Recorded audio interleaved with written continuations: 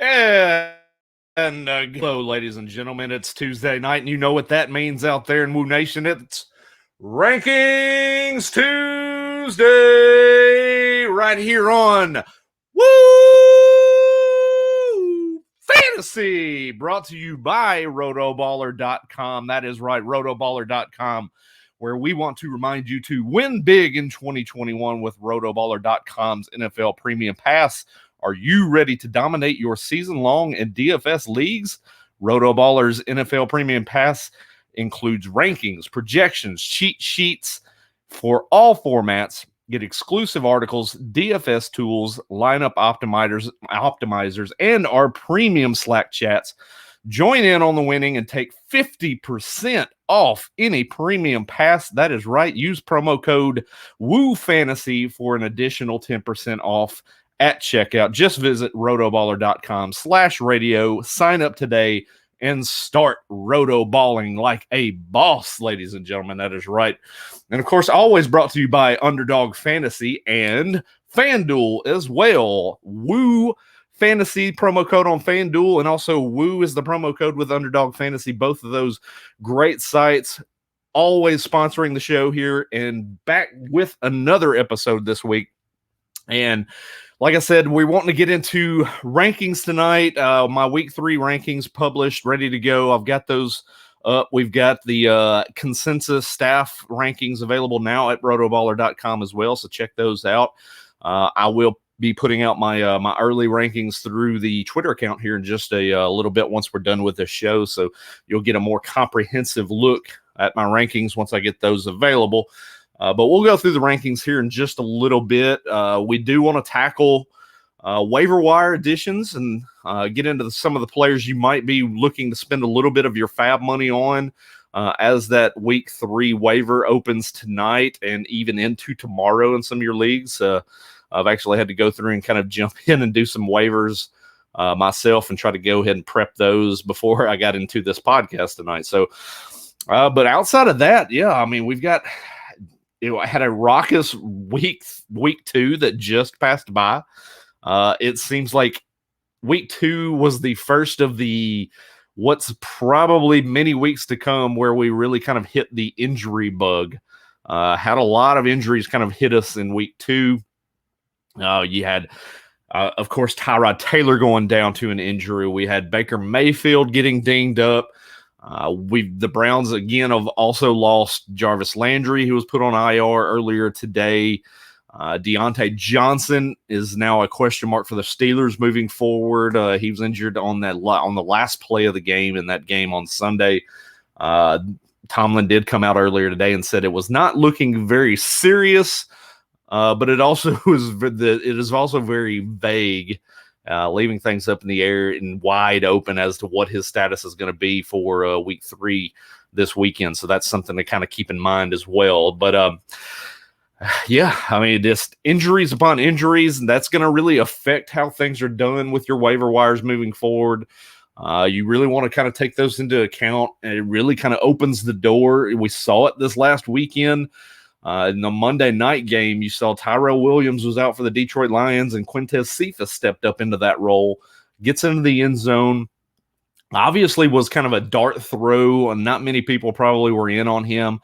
So you're probably looking at Quintez Cephas as a player you're going to look at on your waiver wire. But there's plenty of options that are going to be out there right now as you head into the week 3 waivers, and kind of getting into some of the names that we're going to be looking at. And you want to start off at the quarterback position, and depending on the size of your league, the depth of your roster, some of the names that you're going to be looking at there. Yeah, obviously one of the names that's at the top is Derek Carr, and putting up absolute monster stats through the air so far this year. 409 through the air per game. After the first 2 weeks, which is just ridiculous. Currently, Derek Carr is actually a guy that you might want to get as a QB2 if you're holding a QB2 on your roster. Super flex, he's obviously probably already gone in all of those leagues. But outside of that, you've got other names like Teddy Bridgewater. He's actually been a guy that's been steady so far with 2 different 20 plus fantasy point games to start the season. But the name to really monitor at the quarterback position this week is going to be Daniel Jones. Daniel Jones has actually quietly become a top 5 quarterback in fantasy over the first couple of weeks. Not a lot of people were on him this last week. Obviously, the matchup on Thursday night against the Washington football team was kind of a disconcerting matchup for a lot of people. So not many had the wherewithal to pick him up, let alone start him in that matchup. So now after another positive performance, you've got Daniel Jones as a guy that's really going to be worth picking up and starting this week in the matchup against the Atlanta Falcons.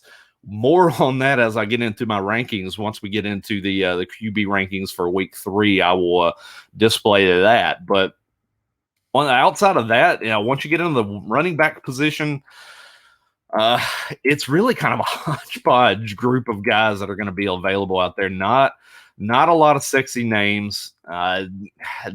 We'll lead it off at the top with the 49ers in that position at running back, who it seems like each and every single week we're talking about the 49ers backfield that has become decimated, similar to what we saw with the Baltimore Ravens as we headed into the season. But you saw last week, everyone jumped in on Elijah Mitchell. He was the big waiver wire grab of week 2. Comes out last week, and in kind of a difficult matchup, had kind of a subpar game, but he himself got banged up and injured in that game. And then outside of that, many people were looking at Trey Sermon, getting him into the lineup. He comes in, very first snap, 8-yard run, looks nice, gets hit, fumbles the ball, concussion, looked like a little bit of a kind of a neck stinger that he took as well. So he is now in the concussion protocol. And then JaMychal Hasty, the other running back of this trio for the San Francisco 49ers, he is now injured. He is out for several weeks with the high ankle sprain. So back to solely Elijah Mitchell in this backfield. I know the 49ers did bring in some players to work out at running back this week. TJ Yeldon, Duke Johnson. We've not really seen anything as far as a confirmed signing yet. Keep in mind that they do have Kerryon Johnson on the practice squad, that they brought him in after he was released by the Eagles. So that is a very intriguing name, especially in a lot of your deep leagues, that you might have some stash room at the end of your bench. You might have a spot and you might want to probably presumptively pick up Kerryon Johnson and kind of get out in front of people on him, because I doubt many people will put in a waiver claim for Kerryon Johnson. Just because he's kind of the odd man out and ill-forgotten, and he's stuck down there in on the depths of that practice squad for the 49ers. But odds are, with the injury situation on the roster, if you do see Trey Sermon inactive this week because of the concussion, you're likely going to see him get called up to the main roster. So that's kind of a sneaky play there. But elephant in the room at this position, and whether you want to talk about running back, wide receiver, whatever he's being classified at currently, hopefully he has the multi-positional eligibility at this point, but it's Cordaro Patterson. You've heard us kind of mention him on this podcast in weeks previous and in the offseason. He was the guy that was kind of on that depth chart for the Falcons that we just kept looking at. And no moves were made. We did not bring anybody else in to complement Mike Davis. So everyone's assuming, okay, Mike Davis is going to be just the big dog in this backfield. Not a lot of competition for touches in the backfield. But here we are after 2 weeks, and Cordaro Patterson's put together 2 solid weeks. More than anything, he's been an asset out of the backfield, which is concerning as well for Mike Davis owners. That are looking for Mike Davis to be that multifaceted, complete back, that 3-down back. And so far, I mean, you saw week 2, Mike Davis barely out-touched Patterson, 16-12 in that game, in which they were coming back and trailing from behind with the Tampa Bay Buccaneers. But we saw Cordero get into the end zone twice, 5 catches, 58 yards on 7 targets. Probably going to look and see that he's going to be in a similar mold this week in that game against the New York Giants. About back and forth affair, probably going to be trailing in this game. So you're probably going to see Cordell Patterson be another sneaky play at the flex position here in week 3. So he's another name to keep in mind. I wouldn't go crazy with fab money on a Cordaro Patterson. But if there's a chance that you can kind of sneakily get him into your roster and put him on, I would definitely go and grab him. If you're looking at somebody to potentially drop, say you've got like a Tevin Coleman at the end of your bench, a guy that is really kind of starting to fall by the wayside in terms of touches in his own backfield. Disposable player, move him on out, bring in a Cordell Patterson. I think that's going to be the right move this week, but like I said, would not spend a ton of money on him. Outside of that, you're going to be looking at, depends on what league you're in. Most PPR formats, James White is not available, but in some of the standard and maybe even half-point PPR leagues, he's actually going to be available. So if you're in those leagues, he's on your waiver wire. James White's a guy that I would not mind bringing in. He actually was out on the field more than Damian Harris in this game this past week, and was out there, took 29 snaps compared to Damian Harris's 25 in that game. So that's something to keep in mind. He was actually utilized even more on the field in that game, and it was a game in which they were ahead, which was odd. But staying in the same game, I just meant the aforementioned Tevin Coleman. Another name, Ty Johnson. You're seeing him they're starting to separate themselves. Ty Johnson and Michael Carter. Tevin Coleman's kind of getting phased out of this backfield. So instead of the three-headed monster, you're starting to get a little bit more clarity with his backfield, and you're seeing Ty Johnson and Michael Carter really distance themselves. So Ty Johnson's a guy that you can probably get on the cheap in waivers this week. Talking maybe, $1, $2 bid. Just to get rid of a disposable player. Yet again, like I mentioned, a guy that you can kind of cut bait with off of your roster. And say like a Jermichael Hasty. Jermichael Hasty, I would probably cut a Jermichael Hasty for Ty Johnson just based on the severity of the injury with a high ankle sprain.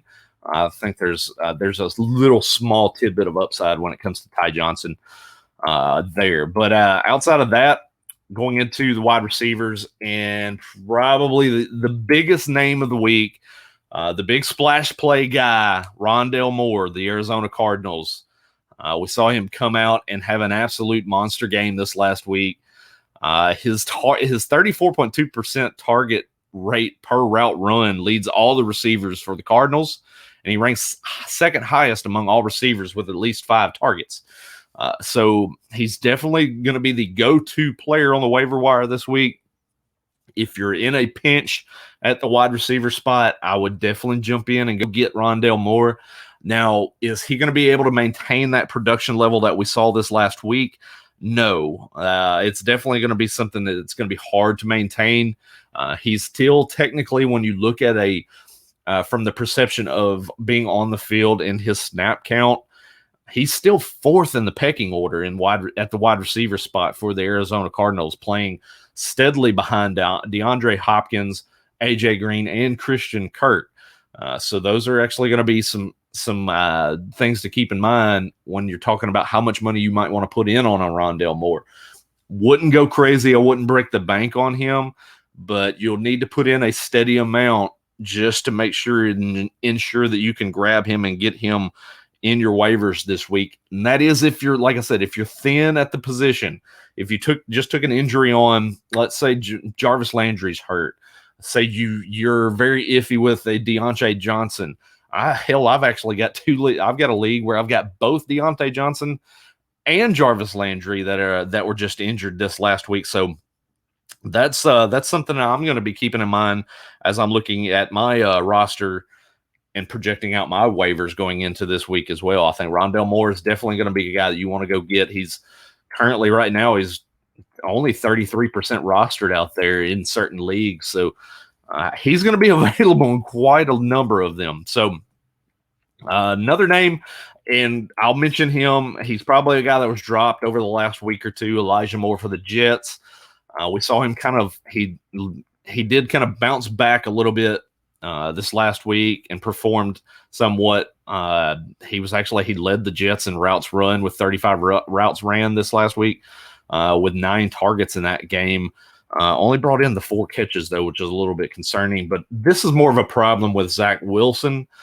And you're going to expect these headaches. I mean, they're both rookies, and you're going to see some up and down play and some inconsistencies there. So that's something to keep in mind with. But if you can get an Elijah Moore on your team, like I said, I'm not overreacting over the first 2 weeks. I've got him in several leagues myself.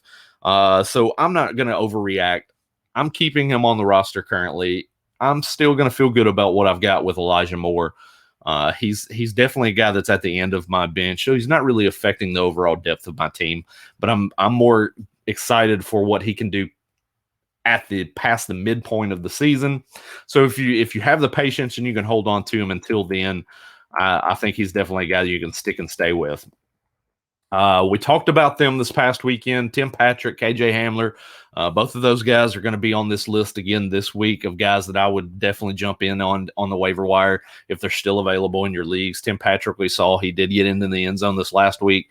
Only 3 catches for 37 yards. We saw a ton of air yards to Cortland Sutton as Teddy Bridgewater was just chucking the ball down the field left and right. But Tim Patrick, I think, you're going to find that he's going to have a certain steady floor each and every week, but he's going to also have that ability to get in the end zone. I think he's a threat to score in most weeks.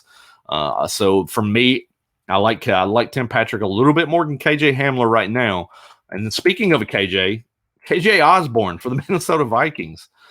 Is for some odd reason, he has been extremely efficient so far with his targets, 100% catch rate, and he's leading the team in yards per route run with 2.35. So I'm not sure he's going to be able to maintain that 16% target share that we're seeing so far.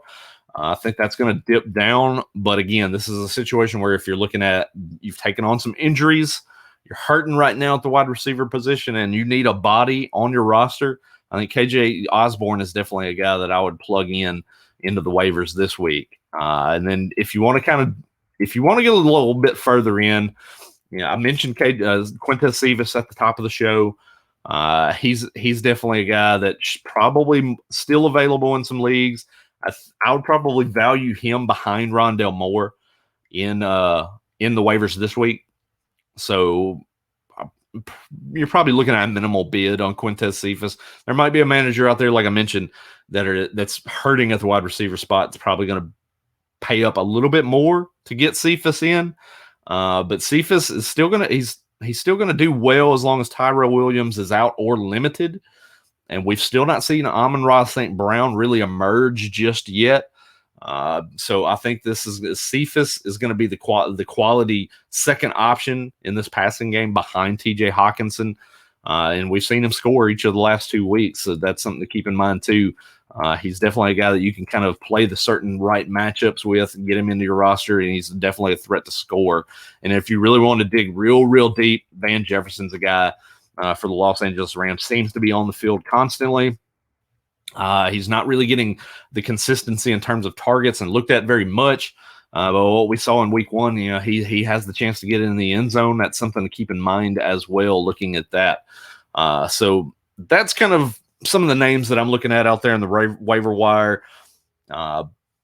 Shoot those questions into me, guys. Bring them on. Bring the questions into me, whether it's the waiver wire, you want to know how much fab you need to spend on a player, what player you need to target, what player to drop, whatever question it is, trades, what have you, bring them on. I've got those questions ready to answer them for you right now. So definitely send them in to me. #ItWoo. Join us, be a part of the show. As always, we're always wanting to be interactive with our listeners, with the readers out there. So definitely jump in there. A couple of one of the questions we got here in: would I consider a Saquon for Zeke trade straight up? No. I know there is a little bit of conjecture right now with the really the status with both players, if you want to think about it. Saquon with both the kind of underperforming games each of the first 2 weeks, difficult matchups, but then Zeke losing a little bit of snap count to Tony Pollard each of the last 2 games. Tony Pollard, I mean, I'll go ahead and be honest with you. Tony Pollard does look like the better running back for the Dallas Cowboys right now. Has a lot more burst. He's a little bit more explosive.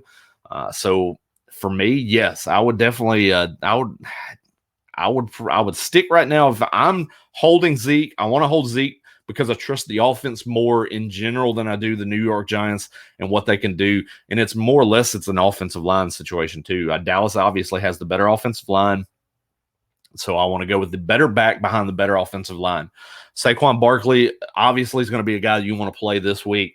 In week 2, we'll get into that as I tackle the rankings here in just a minute. Great matchup this week. I'm encouraged by the snap count going up. He's playing more time on the field, but prolonging this out for the season long, I would rather stick with Ezekiel Elliott. Next question I've got in here real quick. Want to know, Josh here's wanting to know, Tony Jones Jr., do you want to drop Tony Jones Jr. for Cordaro Patterson? Yes, I will 100% say you will want to do that. Tony Jones Jr. is just he's just a piece right now in that Saints backfield. He just spells Alvin Kamara, and we've seen from week 1 to week 2 how inconsistent this Saints offense is going to look. They're not really running the ball well whatsoever, and that's really what Tony Jones Jr.'s role is going to be spelling Alvin Kamara as a runner, taking place of the Latavius Murray role in this backfield. So right now there's no value in that actual position for Tony Jones Jr., whereas Cordell Patterson, I mentioned at the top of the show, there's a lot of potential with him. The inconsistencies are going to be there from week in, week out. But we're seeing that the Falcons are wanting to utilize him in some certain ways and some special ways. So definitely Cordaro Patterson, I would make that move for sure. I don't know if you have fab that you're using for this potential drop, but definitely make sure you put enough money in on that. To Josh, I would definitely make that move. Good friend there, Matthew, jumping in. Patterson for his top priority. Also, thoughts on the trade, which the trade was. Let's bring that up. Zeke for Brady and Gronk today. Oh, man. Golly, that's a pretty big pool there, Matthew. I don't know what you're looking at as far as running backs that you've got behind Zeke and what your depth is looking like right now. So it's tough to pull that. I know you're buying extremely high with Brady and Gronk. So that's definitely a good move to make. It looks like right now that Tampa Bay offense is definitely going to be pass happy most often than not, week in and week out. So you're definitely getting those guys that are looking at great opportunities right now. But as far as Patterson as your top priority, based on the trade that you made and you got rid of Zeke, I'm going to say that, yes, you do need to make that move and get Cordaro Patterson on the back end of your bench. That would be the move that I would make. So, yes, grab Cordaro Patterson, get him on your roster. I don't know what you might be looking at as far as potential drops there, but pull him in, get him on the roster. Definitely, I would say to do so there. So let me put this out there on Twitter real quick, trying to get in a little bit more in terms of some questions from you guys there. And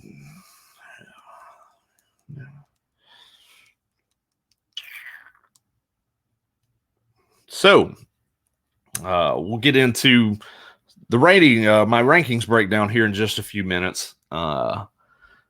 Break down what I'm looking at, kind of the gut feeling with my rankings as we start this off on week 2. Looking at Mr. Forte 8. That sounds like a Bears fan burner if I've ever heard one. Got offered Saquon for Daryl Henderson and Jalen Waddle. I actually like that deal if you can pull that off. Depends on what you're looking at. With the depth of your roster at wide receiver, I would assume that Waddle is the guy that's sitting on your bench currently. Daryl Henderson obviously got banged up. That's another running back issue that we've seen. from this past week. He's got a little bit of the rib injury. I didn't really talk about that with the injuries at the top of the show, but that's something to monitor. All indications are he's good. He's going to be good to go. But yeah, no, I would say you're definitely pulling a great deal there by trading Henderson and Waddle to get Saquon. I think Saquon's going to ascend back into that RB1 level rest of season as this the Giants. If the Giants passing attack with Daniel Jones continues to look as confident as they have the last couple of weeks, and if Daniel Jones continues to be kind of that multifaceted player at the quarterback position and can break out and break off runs, it's going to free up things for Saquon in the running game. It's going to hide those ineptitudes from an offensive line standpoint. And so that's what I would definitely pull a trigger there and grab Saquon Barkley and trade away those two players. Jumping back in, Bears stink, by the way. Steeler fan, my apologies, Mr. Forte. So I will send your condolences to the co-host at OFF Goat, Mr. Nick Heffley, the Bears fan from the show. He would probably agree with you that the Bears stink, even though they pulled off the win this past week with Justin Fields in relief, and that's something to monitor too. That was an embarrassment of a press conference yesterday by that head coach. Still saying Andy Dalton will be the starter if healthy. Get out of here with that crap, Matt Nagy. Nobody wants to hear that bullshit around here. Jacob Mueller wanting to know, Baker, David Carr, or Daniel Jones for the rest of the year? I am going to go ahead and discount. We're going to take Baker Mayfield right out of that discussion. So we're going to slide old Baker Mayfield right off of the screen there. For me, what this is going to boil down to is going to be between two great players, Derek Carr or Daniel Jones. And for me, the way things are set up right now and how they've looked the first couple of weeks, I don't think you can go wrong either way. But for me, I'm going to go with Give me Daniel Jones. Daniel Jones is going to present a little bit more upside on a week in, week out basis with his legs and what he can do from a rushing upside potential. So give me Daniel Jones here. Daniel Jones is actually going to be my woo of the week. And we'll get into that here in just a few minutes when I get into these quarterback rankings. Let's look at it that way. It's going to be Daniel Jones, Derek Carr, Baker Mayfield. That's going to be my tier of three with those three players you just brought to me there. So Daniel Jones will be your priority there. Let's go with that. So without further ado is what I should say here. We're going to jump in and look at rankings here and quarterback rankings right off the top. Let's kind of jump in and look at it. Kyler Murray, obviously going to be the top quarterback. He's been the top performer for the first couple of weeks in fantasy football. We're sticking with him at number one. Patrick Mahomes in a plus matchup at home against the Los Angeles Chargers. Again, it's Patrick Mahomes. We're not overthinking it. Lamar Jackson, the passing has been a little bit inconsistent, but he did rebound in that game against Kansas City on Sunday night. Looked great as the game progressed. But what he did for you is he really brought that A game as far as from a rushing standpoint. So Lamar Jackson at number 3 this week. Dak Prescott, I've got at number 4. Monday night matchup against Philadelphia. That's always a shootout between these two teams. And Dak Prescott, as we saw last week, we kind of took a backseat from the passing standpoint of this offense and really kind of let the running back shine. I think this next week we're going to go back to kind of a more balanced attack. And then when we're looking at that, you're going to look at Dak Prescott in the passing attack really kind of having the edge over the runners. So for me, Dak Prescott at 4. Russell Wilson going on the road playing Minnesota. It should be another plus matchup for him. I think if they can put the foot on the gas for all 4 quarters, then he should finish in that top 5 with the matchup against the Vikings cornerbacks. I like that. But what we saw in that game against Tennessee on Sunday is it seemed like the Seahawks kind of really just kind of took the foot off the pedal and let let the offense kind of hit a little bit of a stagnant pace. And so hopefully that's a learning lesson for the Seahawks, and they go back into that let Russ cook mode.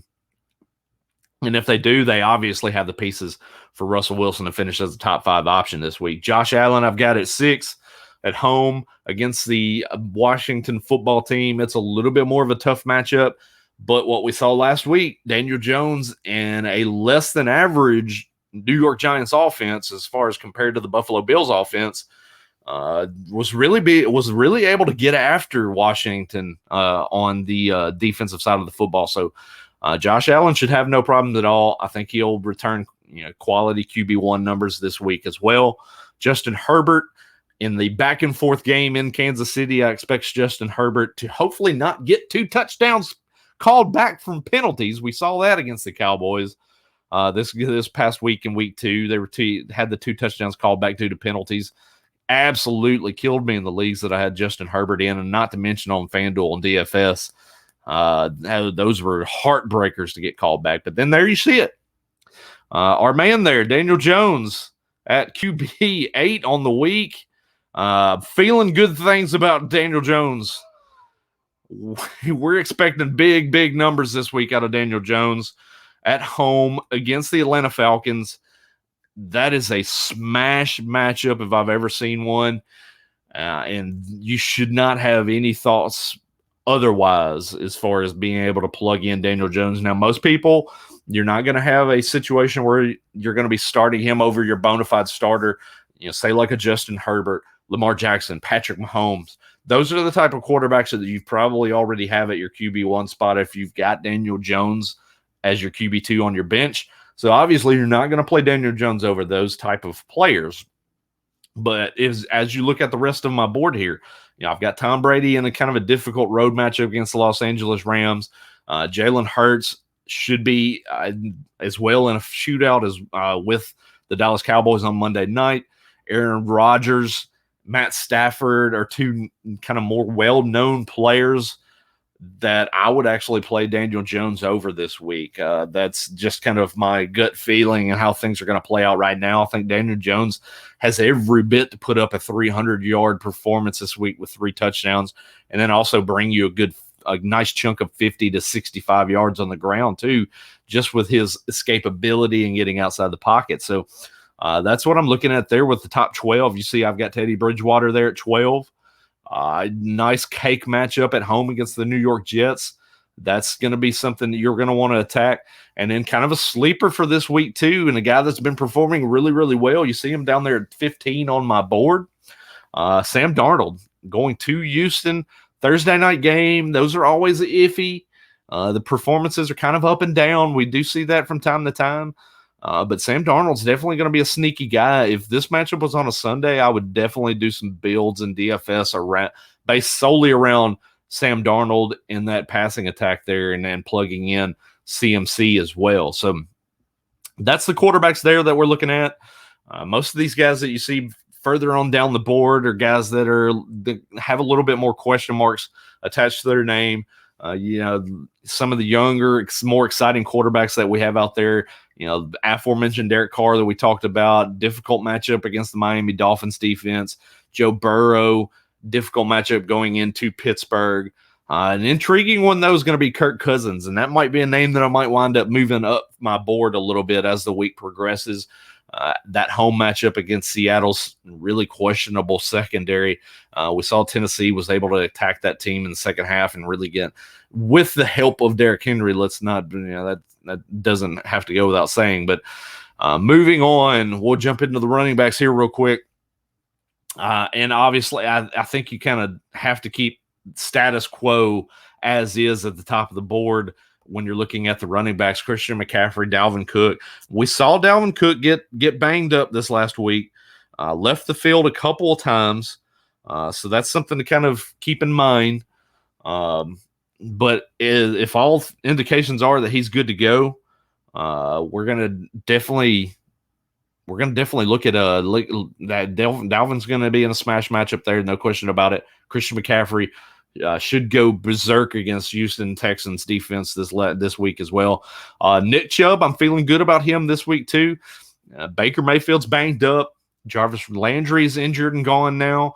I think they're going to really have to rely on that running game, so you're going to want to lean on Nick Chubb in this ball game at home against the Chicago Bears, whose defense has played admirably to this point in the season, but I think this is going to be a game where you're going to see Nick Chubb get in the end zone, especially. He's done that 8 consecutive games at this point, dating back to last year. I think we make it 9 in this game here.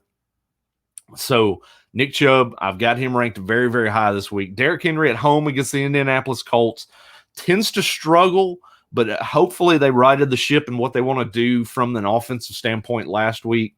But he does tend to struggle against the Indianapolis Colts defense for some reason, so that's something to keep in mind there. If they continue to use that play action pass, they utilized it a lot more in week 2. It was up to 31% that they used as opposed to 11% in week 1. And you saw the dividends that it paid from an offensive standpoint and what they did against Seattle. So hopefully that's going to be a learning lesson for the offense to use in this game. It's always a pivotal game when they play the Indianapolis Colts. So look, Derrick Henry, obviously you're playing him. And most of these guys are obvious plays. Alvin Kamara, even though it's a difficult matchup, New England, on the road, we saw bad Jameis here this past week. In week 2, we're probably going to see bad Jameis again in week 3 on the road. Bill Belichick's probably going to have some special packages drawn up just for Jameis Winston. But Alvin Kamara, I think from a reception standpoint, is going to be enough to hold water, keep his head above water. So that's going to be something, too, that you're going to look at. Aaron Jones off the monster Monday night performance. That's going to be something. Obviously, you're playing him. A little bit more of a tough matchup against San Francisco on the road.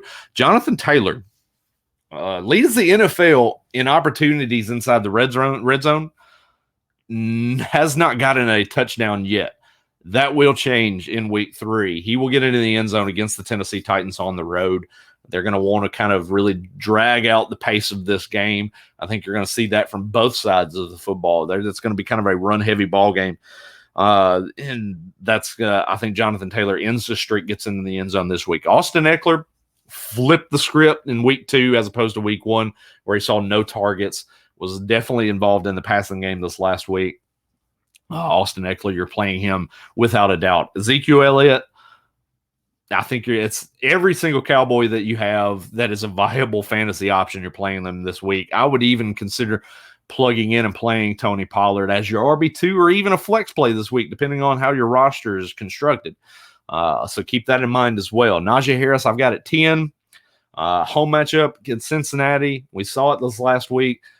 He's playing at an ungodly rate as far as usage. He was dropped down. He played 95% of the snaps in week 2, down from 100. So you're obviously going to see Najee Harris on the field. An opportunity is king when it comes to fantasy football. Najee Harris is giving you that, and that's why you're seeing him, a guy that's really kind of bringing you back some quality possessions and some points and productions from a fantasy standpoint. We really want to see him get into the end zone. I think you're going to see that happen here in week 3. Najee Harris gets in the end zone and returns close to RB1 value, if not bona fide RB1 value. And then close out the top 12. You see there I've got Saquon Barkley, who's, we mentioned just a few minutes ago, has been a utter disappointment, but you had to know that coming in to the season that he was going to be a guy that's going to struggle in those first couple of games, just based on the matchups and all the reports talking about they were going to limit his usage coming in. Now I think you saw last week the usage start to spike. I think now you're seeing that he's getting his legs back under him. He's getting healthy again. They're really kind of rounding into shape on this offense. Now you're going to start to see the Saquon Barkley that we're used to seeing when healthy. And I think that he takes advantage of that this week in that matchup against Atlanta. So he's definitely a smash play this week. So get him into your lineups as well. And then also Antonio Gibson, another player, a little bit concerning. Some of the production we've seen, say we saw J.D. McKissick in the 2-minute offense really hammer the points home for the Washington football team this last week. But Antonio Gibson is still getting the touches. He's still getting utilized. So it's an encouraging aspect for fantasy football managers that he's out there. He's getting used. We just need to see that translate into points scored, getting into the end zone, upping his usage from a reception standpoint out of the backfield. That's something we need to see going forward. I think everything's going to kind of get right with Antonio Gibson. Might not see it this week in that matchup against the Buffalo Bills, but I think the usage is going to be there enough to kind of keep him in that borderline range at an RB1, high-end RB2 this week. But then as you see, the rest of the top 24 that I've got down there, you've really got a lot of guys that David Montgomery, I think we're going to see kind of have to get utilized more as a pass reception back this week in that matchup against Cleveland. I think they're going to struggle to be able to run the ball in that game. Same thing with Joe Mixon in that game against the Pittsburgh Steelers. I've got him at RB13 right now. Going to have to probably utilize him more from a pass reception standpoint out of the backfield because they're probably going to have some difficulties moving the ball from a running standpoint. So, going down through the rest of that list there, you see, guys, I like Chase Edmonds this week at Jacksonville. I think that's going to be a good matchup. He's getting utilized in an awful lot. We just need to see him get in the end zone and break the seal there. Kareem Hunt, like I mentioned as well, I've got him RB20. I mentioned him with Nick Chubb and that game plan and what they're probably going to need to utilize in that game. I think Nick Chubb and Kareem Hunt are both viable options when it comes to fantasy standpoint. Chubb at an RB1 standpoint, your Hunt as an obvious RB2 flex play this week. And then you're looking there, Elijah Mitchell, Tyson Williams, Melvin Gordon. You're looking at those guys are probably going to be flex play options. Elijah Mitchell is probably going to plug in at more of an RB2 point based on how the roster's constructed right now. They don't have any other healthy backs. He's going to be utilized the most. He's going to get the most touches there in that backfield. You'll see him at the bottom, very, very bottom here. Clyde Edwards-Helaire, right now I've got it 24. He's been the big talk of the town on Twitter today. So if you've been on Twitter and you've checked it out and seen anything, Clyde Edwards-Helaire has been the guy that has been talked about the most today. What to do with Clyde Edwards-Helaire? Do I move him? Do I trade him? What should I do? Do I sit on him? Is he a buy low candidate? There's been so many people. It's been up and down. It's been like a roller coaster today. And for me, if you've listened to this podcast, you've stuck with us throughout most of the preseason and into the season, you'll know that I've mentioned Clyde Edwards-Helaire as a guy that I'm not interested in this year. And we're seeing it come to full life right now. He's been on the field. He's getting the touches, but he's popping off 3.1, 3.5 yards per carry. He's not really bringing you much in terms of his actual production totals from a running back standpoint. He's not getting touches inside the 5. He's yet to see a touch from inside the 5. And he's getting utilized less as a pass reception back. He's pretty much not on the field when Kansas City goes into a for sure passing down situation. He's off the field and they bring in Tyrell Williams or Jerick McKinnon comes in. So the team themselves, Kansas City Chiefs, from a coaching standpoint, is telling you that he's a early down back only. So if you're in a half point, you're in a full point PPR, and you've got Clyde Edwards-Helaire, it's going to be hard to sell him now and trade him off because you're trading him for pennies on the dollar. You're not going to get an acceptable amount of value back because his name right now is just in mud. So that's something that you don't really want to look at as far as from a trade standpoint. Now, from the other side of the table, would you want to trade for him from a buy low perspective? No, I don't want any part of Clyde Edwards-Helaire. And Mr. Charisma, good friend of the show, he would be kicking and screaming right now because he is the last man on the hill dying right now for Clyde Edwards-Helaire. He believes in him fully. And even Kev at RotoSurgeon that writes with us at Rotoballer as well. He put out some information earlier today. If you go back into the preseason, the high ankle sprain that he got that we were concerned about is 3 to 5 week injury. You're looking at week 5 right now. So his conjecture is that you're probably going to see Clyde Edwards-Helaire get utilized a little bit more, and you're going to see more of the true Clyde Edwards-Helaire once he's fully healthy. But my point of contention with that is I think that he's fully healthy now, And if he's not going to be fully healthy the rest of the way. So I think it's something to where you want to shy away from Clyde Edwards-Helaire. If you've got him on your roster right now, wait until the most optimal time that you can probably trade him off. Say he gives you a game where he gets into the end zone and pops one of those big games. I think that's an opportune time to be able to try to move him off of your roster for peak value instead of pennies on the dollar. So moving on into the wide receiver position, as you can see, Tyreek Hill, I think, bounces back after that difficult matchup that he had this last week against Baltimore. And if you really watch closely in that game, a lot of people were kind of wondering, what's up? Why is Tyreek Hill really not getting the looks in this ball game? If you really kind of paid attention closely and watched the coverages, Baltimore knew exactly how to cover Tyreek Hill, and that's kind of something to keep in mind. Maybe that's not copycatted throughout the league. They really played that over-the-top safety above and kind of that shell coverage underneath with the cornerback playing him underneath. So it was really, really difficult for Patrick Mahomes to find that opportune lane to get the ball to Tyreek Hill. So I think that reopens back up this week. He's going to get back into a regular Tyreek Hill this week. Obviously, you're starting him. There's no questions about that. All of the guys that you're seeing here on this list here are all definite starters. And you're looking at Devontae Adams. I got DeAndre Hopkins at 3, Diggs at 4, Keenan Allen at 5, DK Metcalf at 6, CeeDee Lamb at 7, Tyler Lockett at 8, Justin Jefferson, who's been he's been very, very heavily targeted, but has been a little bit kind of underwhelming so far. We've seen KJ Osborne outperform him from an efficiency standpoint, and Adam Thielen, of course, been getting into the end zone. So I think Justin Jefferson, don't panic or anything like that. He's going to be just fine. Cooper Kupp, the man that has been lighting things on fire for the Los Angeles Rams for the first 2 weeks. I've got him at wide receiver 10. Matchup's a little bit more difficult this week against Tampa Bay, but I don't think we're going to fret. We're going to play Cooper Kupp with confidence. That Los Angeles Rams offense knows what they're doing. The question and the worry is going to be where Jalen Ramsey is going to line up. For me, I think Jalen Ramsey is going to line up on Robert Woods, and that's why you don't see Robert Woods inside my top 23 to 24 there. If Jalen Ramsey lines up in shadows and stays on Robert Woods is pretty much ill-forgotten in this game, which hurts because most people, you've either drafted Robert Woods as your RB2 or your wide receiver 2. In some instances, based on how you drafted in the early rounds, it could be your wide receiver 1 based on where you were on the board. So it's been a tough beat so far with Robert Woods.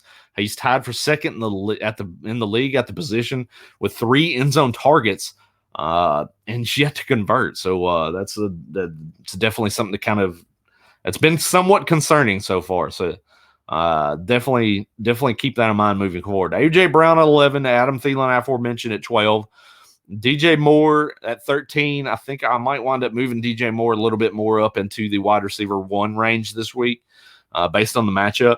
Like I said, it's Thursday night matchup at Houston. I think this is going to be kind of a big night for DJ Moore. I think obviously CMC is going to get his without a doubt. Terry McLaurin, I've got at 14. Probably going to have a rough week if he's lined up against Tre'Davious White. Something to kind of keep an eye on. I might probably kind of bump him down just a little bit more. So you're taking Terry McLaurin out of your guaranteed wide receiver 1 area this week, bumping him more into a wide receiver 2 based on coverage. Cortland Sutton should see a big week in that matchup against the Jets. Leads the league in air yards right now, and I don't see that changing in this game. I think they're going to really attack the Jets deep in this ball game. Cortland Sutton's going to be a beneficiary of that, and I think he's going to be in store for a nice week this week. So you're starting him with confidence. And then as you see the rest of the board here, I've got Allen Robinson down there towards the end of wide receiver 2 range. I don't like the matchup against the Cleveland Browns on the road. We don't know what we're looking at with quarterback right now, whether it be Andy Dalton, whether it be Justin Fields. And let's be honest, if Justin Fields starts this game, you're probably going to see some inconsistencies from a passing standpoint in this matchup here, and it's going to be a difficult one for the Bears on the road against the Brownies this week. So I'm a little less confident with Allen Robinson as we head into week 3. But then you look above him, I've got Debo Samuel, who's been a marvel so far to start this year with a good matchup against the Green Bay Packers, who we saw on defense. Just so far the first 2 weeks, they've just not looked great. And so I think that's going to be something that Jimmy Garoppolo in this passing attack can really get after. And I think you're going to see Debo Samuel get in the end zone this week. And then below him, Marquis Brown at 20. Once again, playing Detroit Lions, optimal matchup. Great. Should be a great week for Marquis Brown. You're going to want to start him with confidence as well. Feeling good with Marquis Brown. That kind of really rounds out the wide receivers that I've got there. We'll get in more to later in the week and even into the Sunday show when we're taking them start-sit questions from you guys out there as well on the kickoff show. We'll get into more of kind of your deeper sleeper type plays and guys that are a little bit more that you're really, really wanting to question at wide receiver 3, flex plays, RB2s, flex plays, things like that. We'll get into more of those as the week progresses. So if I do another podcast later on the week and possibly have co-host Nick Heffley on with us, we'll get into a little bit more discussion as we get further on down the board there. But then getting into the tight ends has been kind of a really hodgepodge group like we expected it was going to be. You got Travis Kelce, obviously, at the top. Darren Waller, obviously, at the top. TJ Hawkinson, obviously, at the top. All three of those are definitely matchup proof at this point in time. You're starting them with confidence. But then outside of that, you're really kind of getting into this area of a lot of the players that are kind of mix and match. You've seen Rob Gronkowski score 2 touchdowns each of the first 2 weeks. They go on the road to play the Los Angeles Rams this week. So the defensive competition steps up. Will we see the Rob Gronkowski that we've seen the first 2 weeks, or is he going to take a little bit of a step back this week? Obviously, I think it's Rob Gronkowski. He's going to play at a tight end 1 level. You're going to start him anyways. But to expect 2 touchdowns in this matchup, I think we might be expecting just a little bit too much there. We did see the Robert Tonyan bounce back this week. I think that's going to continue to keep going. But the name that you got 2 names. George Kittle has been very underperforming. You see him. I've got him at tight end 6 right now. I don't know what to expect out of George Kittle because he's not getting looked at where he's not playing up to the level of the George Kittle that we've come to know and expect. Maybe all it takes is a week to where they're playing a bad defense like Green Bay to get him back on track and get that confidence up. That remains to be seen. But right now I've got him at tight end 6. Based on the matchups and the players I've got above him, Noah Fant and Dallas Goedert, I like their upside a little bit more based on the offenses. Then dropping down below that as well, Mark Andrews is another guy that's kind of underperformed. We're used to seeing Mark Andrews as that tight end target, and he's just not really getting looked at down low. So that's kind of something to keep an eye on moving forward, because if he's not getting the end zone targets and not getting those scores, his value just drops dramatically because he's really not giving you the catches and the targets. You really don't see that from the Baltimore passing attack anyways.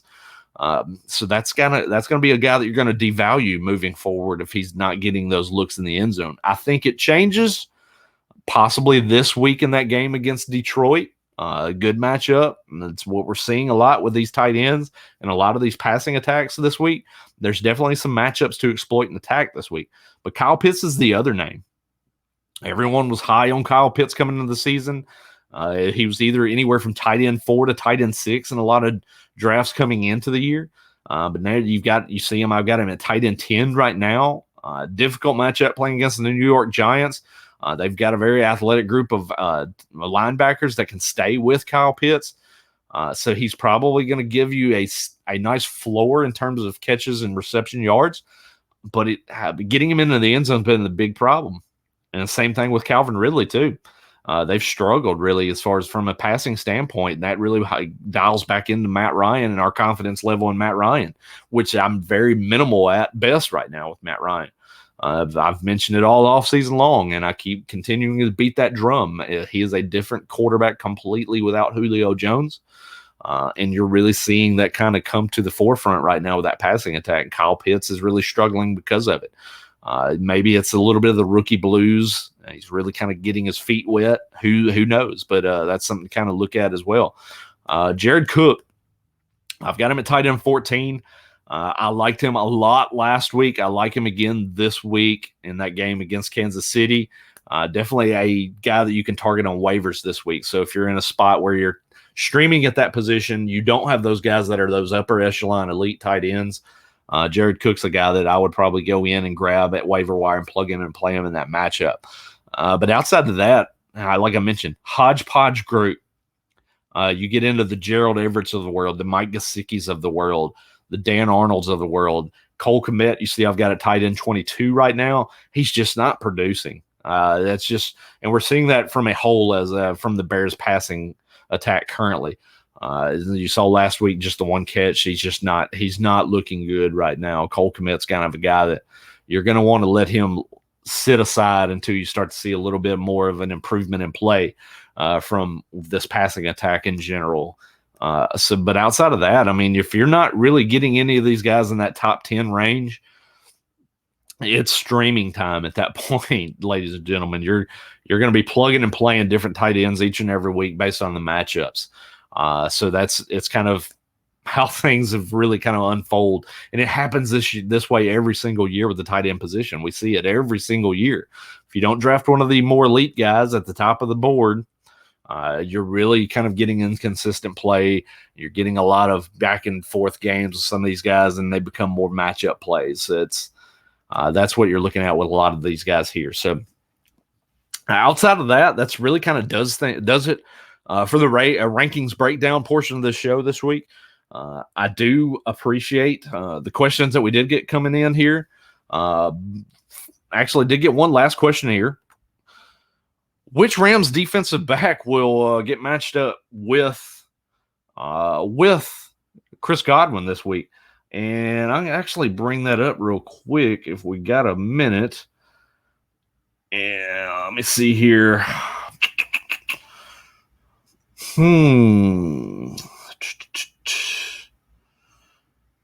Let's see here.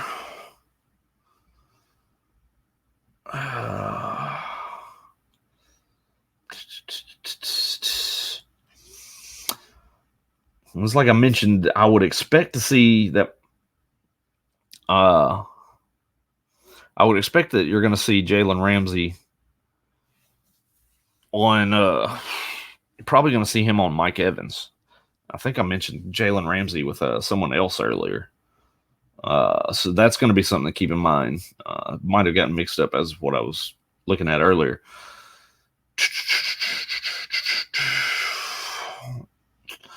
Yeah, Chris Godwin currently right now, based on the all defenders matchup tool, the wide receiver cornerback matchup, is looking at a below average score of 26.1 based on his matchup with projected snaps at 63. So Alabama football not looking good, and that kind of reflects in my rankings too. Not feeling great with Chris Godwin currently as things sit. I've got him at 17. He's my highest ranked wide receiver for the Tampa Bay Buccaneers heading into this game. Offense is what it is. They should still get their numbers, but to expect to see what we've been getting each of the last 2 weeks from this pass catching group, I think it takes a little bit of a hit this week. So keep that in mind. So use that going forward. But that's it. That's a ranking show. Probably starting Higgins instead.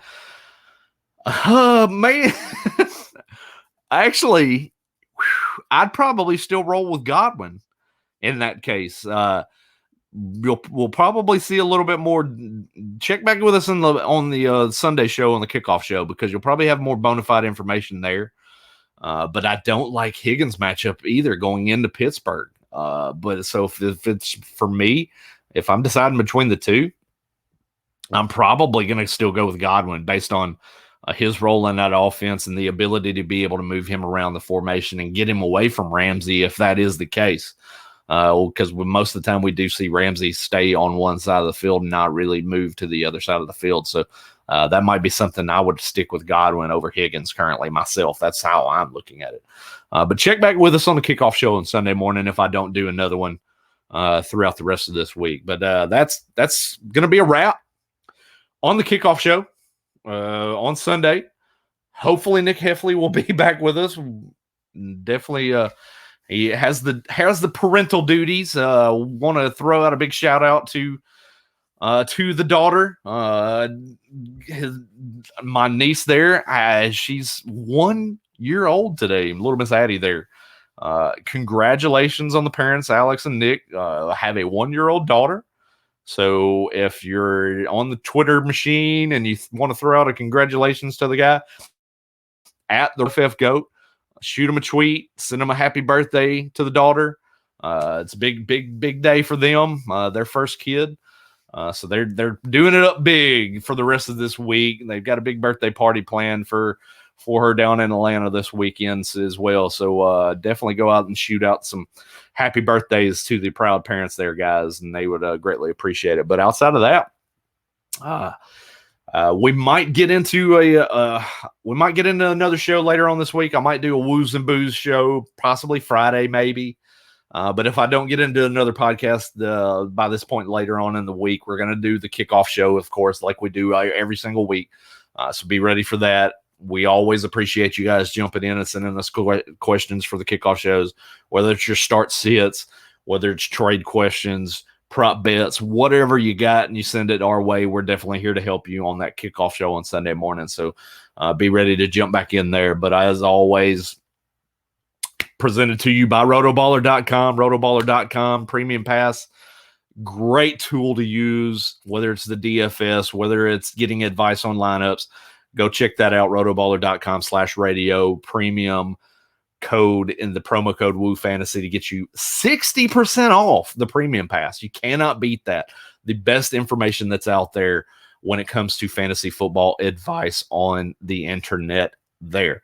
Underdog Fantasy is, of course, promo code Woo there as well. FanDuel, promo code Woo Fantasy, gives you extra money to play on those FanDuel Underdog. I'm going to look into starting up these Underdog listener leagues that we're going to do, these 1 week leagues. I'm going to probably look into possibly getting one going this weekend. So be on the lookout for that. I'll throw that out there. So if you've not downloaded the Underdog app, Underdog, promo code Woo, and we'll get you right now an extra $10 on your first deposit of $10. So we're giving you double the money just to jump in and join us if you've not downloaded the Underdog app. So definitely go and do that as well. But until next time, ladies and gentlemen, as always, I am at Roto Superstar. This is at Woo_Fantasy Podcast, presented to you by Rotoballer.com. And we will see you the next time on Woo Fantasy.